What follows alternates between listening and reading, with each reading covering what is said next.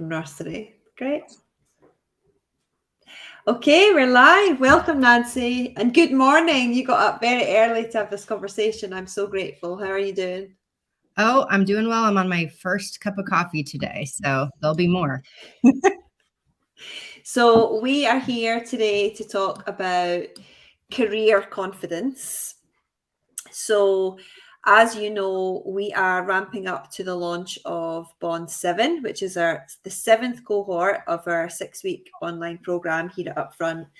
And confidence at work and career is a theme that comes through time and time again. Like, we all know that confidence is a really big part of how you show up at work and how you make decisions about your career or not. But then it's still this like elusive thing of, well, what is it and how do I get more of it and where does it come from and how do I cultivate it in myself and cultivate it in others. And so that's why we're on a mission to support 1 million women and why we partner up with brilliant organizations like Onfido. So what I thought we'd do to begin is to have you introduce yourself, tell us who you are, what Onfido does, and yeah, let's start there. Yeah, all right. Happy to start there. Good morning and good afternoon and good evening to all of you wherever you are. I am in San Diego, California, so cup one coffee for me. My name is Nancy Vance, and I lead DEI at Onfido, which is a roughly 600 person global scale up that focuses in the identity verification space, headquartered out of London. And we've partnered with Lauren and UpFront now for several years in various capacities. And, we've really appreciated Lauren's approach, the whole team's approach about the point of view around confidence, and specifically, not just about changing confidence in women, but changing the confidence conversation throughout infrastructures overall. So, like, for us, having those places and spaces for women to be able to convene to discuss like the realities, and sometimes they're like not pretty realities of navigating being a woman in today's society. And it's been really like cathartic for the women at Onfido that have gone through the cohort. And for us, like, it's been a good partnership because it is structured and actionable, but like flexible too, which is really important, for women who are already trying to balance the weight of the world, and then also the fact that we're global on a gazillion time zones. So that was really important to us. So that's a little bit of the setting of the stage of who I am, who Onfido is, and our relationship to you. Yeah. And I loved what you said about the reality. Like, it's a space to convene around reality that can be uncomfortable, but also cathartic. And I think is missing for a lot of women. And I was in a conversation yesterday with a Bond graduate who said, I don't think I could be a woman in tech without this community.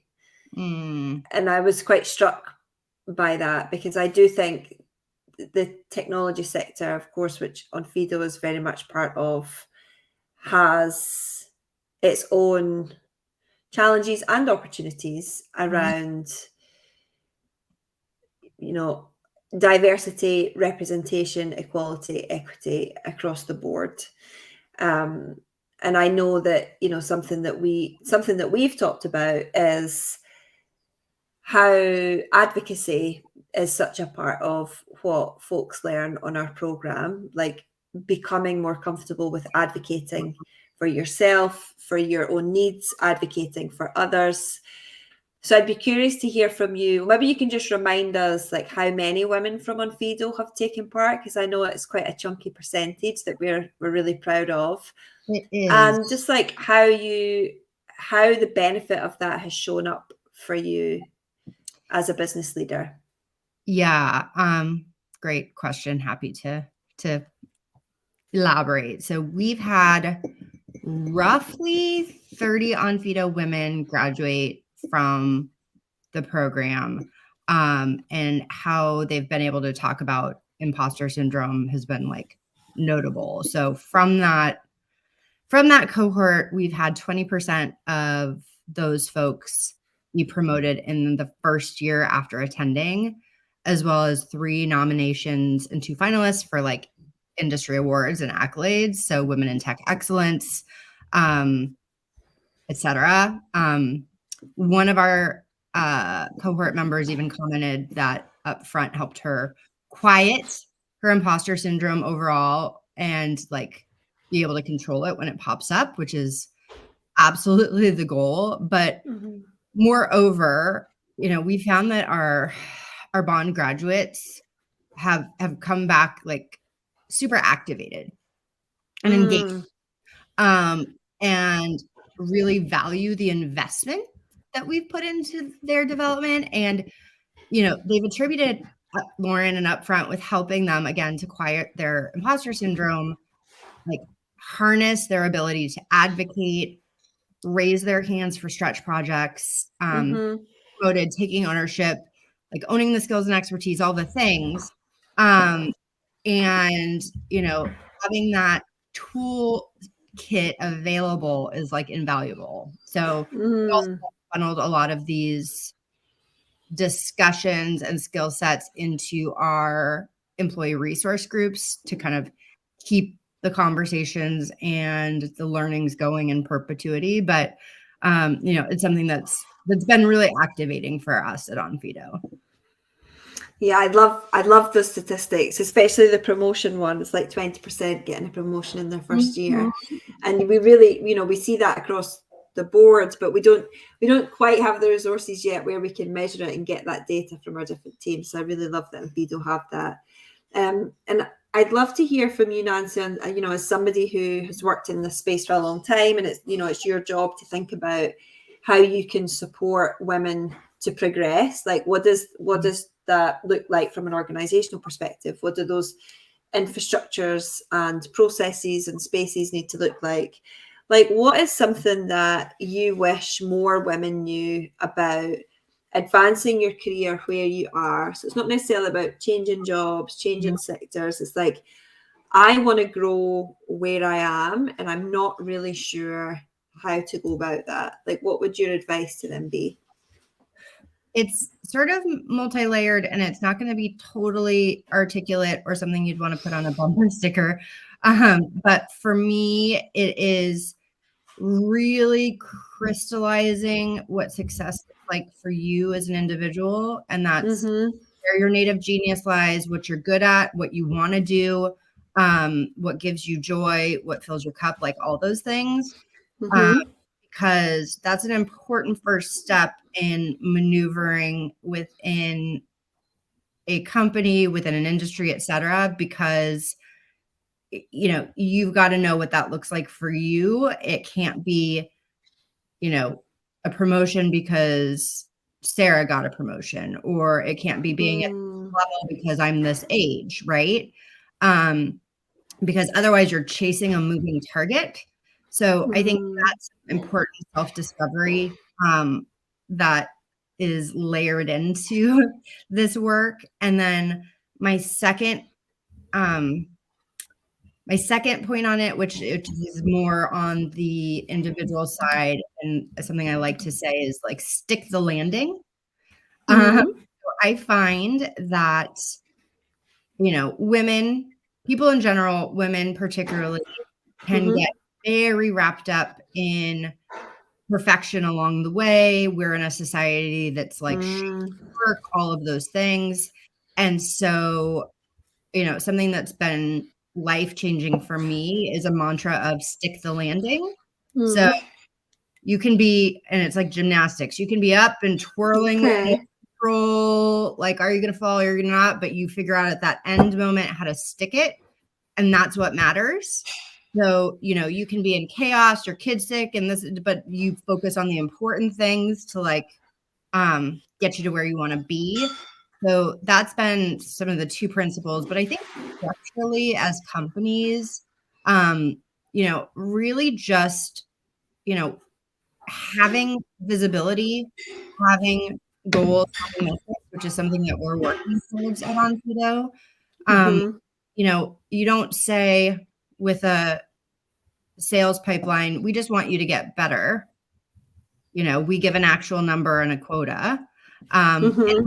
It's as simple as, X plus Y equals Z, but having concrete deliverables, I think, is really important for companies to be, working towards, and having those interventions at all layers in all ways throughout the employee life cycle. So like hiring, promoting, and everyone's getting measured by the same yardstick. There are supports that help people equally. I just have been diving into some statistics around, the motherhood penalty, and it's just like astounding to me. So there's some things that companies need to fix, but then also society in general. And so I feel like what Upfront really helps with is equipping women while society and companies catch up. Yeah, and we're trying to straddle that Venn diagram, if you like, of equipping women and at the same time looking at the wider system, culture change, teams, because we do not live in utopia, and we are, all the signals would suggest utopia is not arriving soon. So it's like, in the meantime, I know how to support myself, how to support the women around me, and also what our role and responsibility, especially for women who are white, what are our responsibilities to use our privilege to change this reality for others and future generations along the way. What do you see and hear in your role as like the biggest barriers that women face when it comes to progressing from where they are? Like, what are some things that you just see cropping up time and time again where you're like, this makes no sense to me, because from my perspective, you are ready to progress and will progress, but the individual, for whatever reason, is not seeing that. What does that look like for you? Yeah, there's a lot of and I personally, in my experience, have seen it in earlier career folks or folks that are about to make like a really big jump or change. But it's this notion of, I need to know everything before I can do everything, which is just like total fallacy, right? And so, that thought process, that view, that filter can be really prohibitive insofar as just like, taking that leap into that next step. That fear of failure, need to be perfect, need to have 100%. That's something that I see a lot. And then, I also see structurally environments that are not conducive to different types of communication styles. And that's not necessarily, women, that's introvert, extrovert, different countries' ways of communicating. And so, the companies that I've been with, it's this bias towards the loudest person that talks the most. Yes. And, that's detrimental for a myriad of reasons that are countless. But, that's something that women are having to face in particular, because there's only enough space in the room and sometimes the air can get sucked up. Yeah. So those are some of the things that I'm seeing. Yeah. And of course, I see lots and lots of those two buckets of things in the bond. We spend a lot of time thinking about how confidence manifests itself at work. And I think we've all worked in places, being part of teams, being part of rooms where the loudest voice is the voice that wins. And I think there is absolutely no shying away from the fact that we do live in a world that rewards extroversion, and companies do have a bias towards extroversion. But I think, how do we change that? Well, we change it through conversation, we change it through role modeling, we change it through our actions. Like, let's be much more intentional around how we design meetings so that they are fairer and they are better designed, better facilitated, so that we hear everybody's voice. And I think the perfectionism piece is just, it's such a huge theme, I think, for all of us, I think, who have grown up as women and girls. And for some of us, it is really present in our personal life, where the thought of like starting a new sport or taking up a new hobby and being really terrible at it is like, absolutely not, I am not doing that. Right through to, it might show up at work, where there's a fear of sharing ideas, sharing work in progress. I'm a really big advocate of working in the open. And that's, for me, that involves talking, writing, sharing online. Like this conversation, in a way, is like we're having an open conversation about our working partnership, the themes around that. Like, let's invite other people into that. I see it as an act of generosity, but it also makes good business sense, because it means that other people that we know who are excited about these same themes are going to find us. And it's like, they can't find us if we're having this conversation in a dark room where nobody else is invited. And I think that's something that I know the Bond helps people with massively, is this getting to a place where you will take that action despite not feeling ready. So it's like, it's not perfect, but I'm still going to do it. And this doesn't feel ready, but I'm still going to say yes. Right. So I never advocate for getting rid of perfectionism or getting rid of those fears. I think in many ways they will be there in some form. We want to get to a place where they're as quiet and as small as possible, but instead it's getting to a place where you're able to take action despite of those things. Yeah.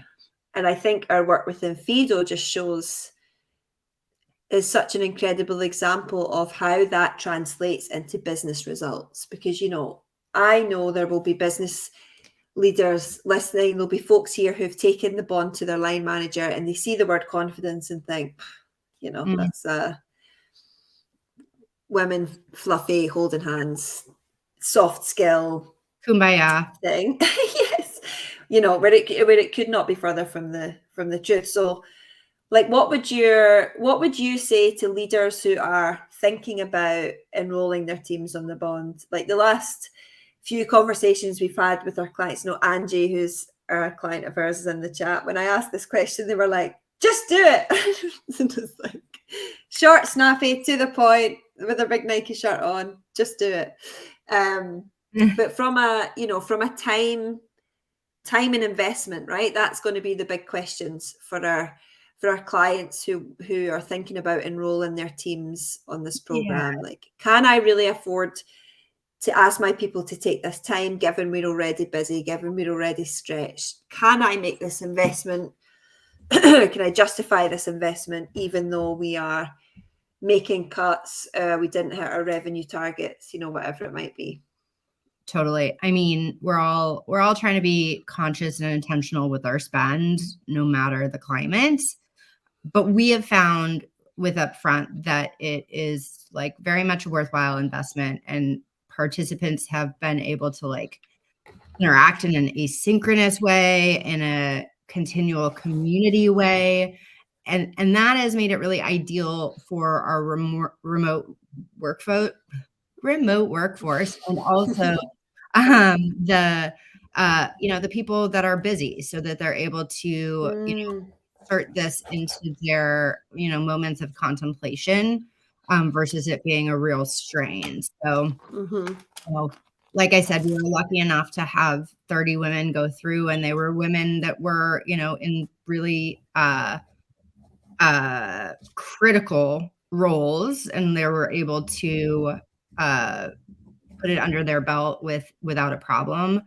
So, for us, it's an investment that is like super additive and that we've seen results in, that is like bespoke enough to the individual that they can use it and interact with it in ways that are like very flexible. So for us, it hit like all of the high notes, and it was really important for us that there be something structured enough that there were, takeaways, tools, practices, like really experiential ways to go through things, not something that somebody could get from just like, a series of TED Talks or some such. So that was an important component for us from an actual like curriculum composition standpoint. Yeah.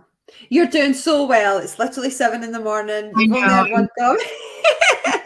And my kid woke up twice last night, so I'm like, this is actually miraculous. So I would love if anybody in the comments in the chat has got any questions for me or Nancy around any of the things we've talked about, or anything to do with the kind of theme of career confidence. Do drop them in the chat. We've got a few minutes before we're going to wrap up. Maybe we can swing back to this idea of supporting confidence and progression in others at work. I think something that we hear a lot from Bond graduates is they're really blown away by how much emphasis we put on, like, this is not all about you. This is also about your team, your community, your family, your friend. Like, it's about who you're bringing with you and who you are lifting up. This idea of like building ladders around us as we climb. So what have you kind of seen in your career around when that works really well? Is like supporting confidence in others, as you say, maybe it's people at the start of their career, people who are kind of new to the organization. What does that look like? So for me, it's been in two categories. It's been myself as a people leader, and then myself as a team member. And so I've had the opportunity to be a people manager of a lot of early career folks from my recruiting days. So recruiters, coordinators, junior level analysts, et cetera. And in the field of HR, there are a lot of women that enter. So many of those early career folks have been women. And so, me having that access of people leadership is such a gift and a privilege and an opportunity to be able to really make a difference. And like going back to that question of like, what advice would you have? And when I said, really like crystallizing what success looks like for you. Well, for me, one of those components of success here at Onfido is, am I bringing junior people up, and particularly junior people who might be different than me in some way. And so, just the other day, an individual who doesn't report to me, but is junior to me, she's trying to make a career shift. And, she's talking about not knowing what she's doing. And, I shared an example of when I first moved into leadership and how I didn't even want to go, and like, you can't make me, no. Sharing those vulnerabilities and the thought process and giving tangible examples, sharing experience, so that they can like pick and choose what works for them to grab onto. But, I was just coaching her around like, hey, like, picture all the people that that are directors, CEOs, whatever. Like, not all of that. Like, why not you? Like, why not you? Someone's going to do it. Why not you? And I said, all it takes is good judgment and like critical thinking. Like that's all you need. Everybody else is making it up as they go along. And so to the extent that we can just help normalize that notion for people along the way is really important. And then also when I'm talking about, peer relationships, that's been a really important facet for me to provide the support and the unification to be co-navigating within a structure. So it's like moral support, but also like, hey, this is what I'm good at. What are you good at? How can we figure this out together? It's just been a really critical piece, I think, for me and my growth and career, because I am able to like get those elements, and it's about lifting each other up. So, I've got my work wives where I'm like having a day and I'm just like, say something to me, and it's just really helpful. So, strategically building those relationships and paying it forward is like what it's all about.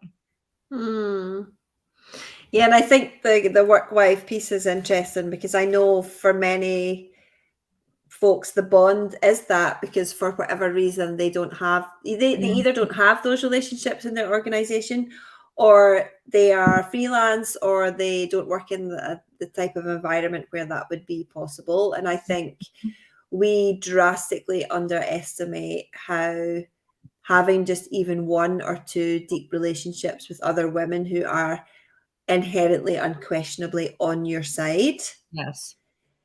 the impact that can have on your growth and your trajectory, but also how you recover from the tough times and the hard moments that will inevitably always arrive.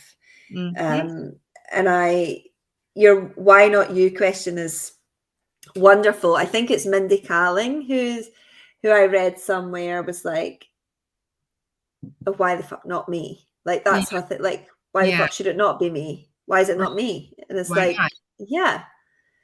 And I was talking to our global bond community this afternoon. We had a hot seat challenge, and it was all around permission. It's like so many of us are waiting for permission to be a leader, to earn more, to take up more space in the world.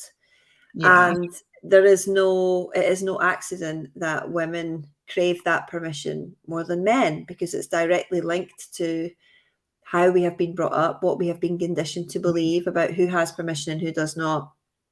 And so I think those themes are so, they really hit for me too, and is what I see across our communities. We've had some really good questions come through that I'd love to ask before we check out.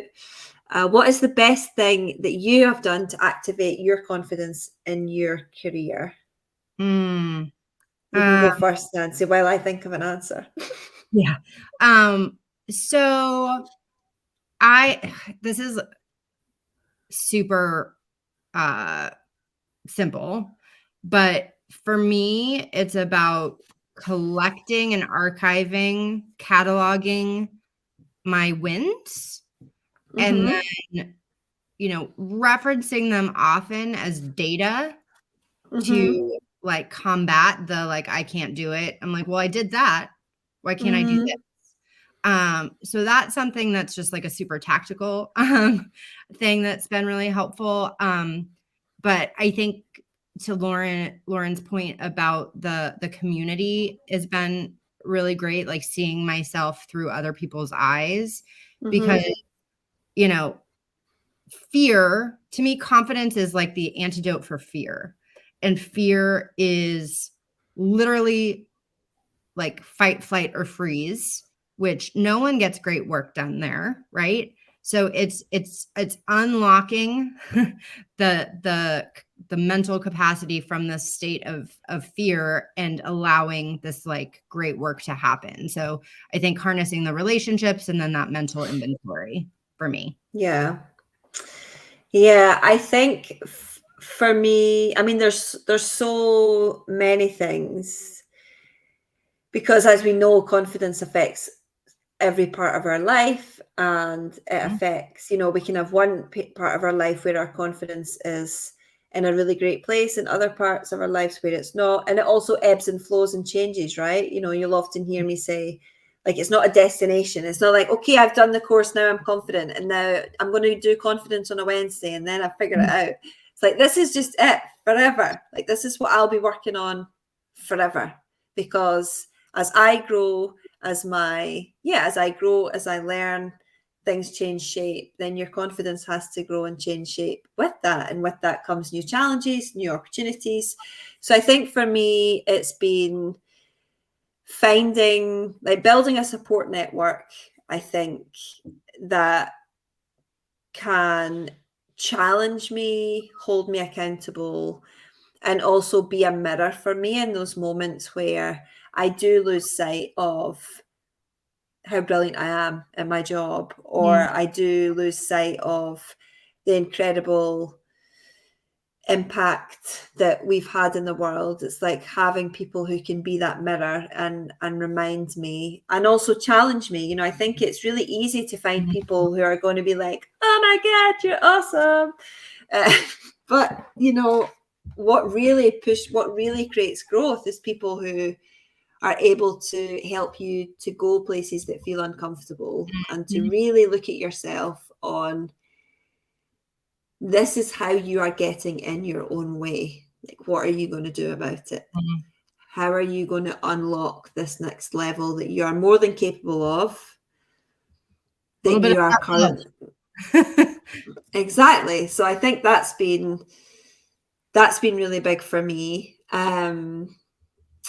And here's Lynn saying, I love so bonders are so supportive of each other. Somebody's asking if we have had any bonders from healthcare. It's a very tough environment.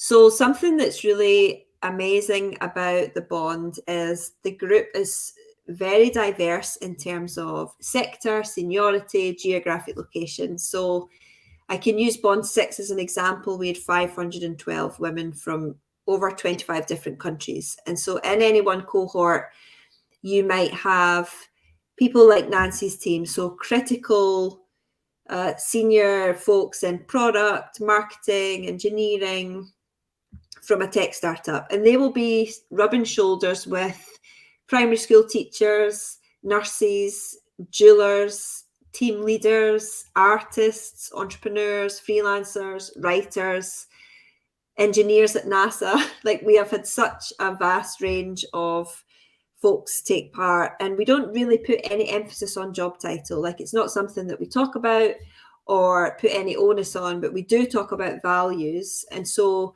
we've had Meenal Viz is a really wonderful, vocal, visible member of our community who is famous for taking, essentially, calling out the government around the COVID-19 crisis and creating incredible change. And she is an NHS doctor. We've also had several surgeons and nurses take part. So if you are in healthcare and you're thinking about joining, definitely you can drop Shakira a note, or get in touch with me. We would love to welcome you. And just want to check out by reminding you all that we have our free masterclass happening on the 11th of May, which is next Thursday. We are really diving into the topic of imposter syndrome from a point of view of, I don't have it, and you don't have it, and Nancy does not have it, and that this idea of imposter syndrome has gone too far, and we need to reevaluate the stories we're telling ourselves about self-doubt, how that is connected to privilege, how it's connected to culture and organizations and leadership. We have 3 wonderful speakers, Yekime Otaro, who is going to be your Bond 7 coach. Some of you will have heard her speak at the Upfront and Centre conference. Donna Patterson, who is a Bond 5 graduate, who took her employer to court for maternity discrimination and won while she was part of Bond 5. And Aisatu Imori, who is a Bond 5 graduate who is working to build a social enterprise around helping women be more active. So we have got some brilliant people. I think over 600 folks have signed up. It's totally free. They are very high energy, very motivating. You will learn new things, meet new people, have a spring in your step for the rest of the month. So the link is in the chat. And yeah, just thank you so much, Nancy, for getting up so early, for being such a champion of Upfront, for doing the work behind the scenes in your organization to create this opportunity for people. I've been saying to all the people leads we've been meeting over these last few weeks that I should remind you that we've got lots of people emailing us who don't have people leads like you. They're asking for these opportunities and not even getting a conversation. So you are fighting the good fight, doing an amazing job. So thanks for the work you do. And thanks, Lauren, for having me. I always enjoy a coffee chat with a friend. Yay. And I hope you have a great rest of the day. Thank you. Bye. Bye, everybody.